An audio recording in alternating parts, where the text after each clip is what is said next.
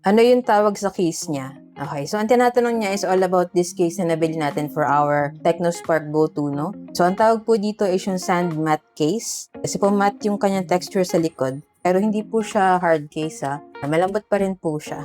Ayan po. So, anti-fingerprint and anti-slip lang po siya, kaya ganyan yung kanyang texture. And masarap din po siya hawakan, no?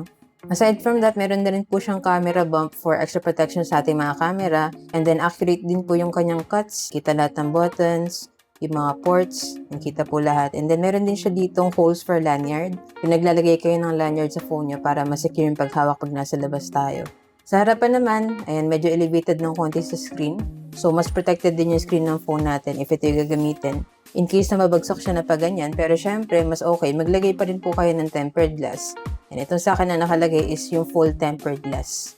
Meron pa po ito ibang colors na available. Itong sa akin is color gray.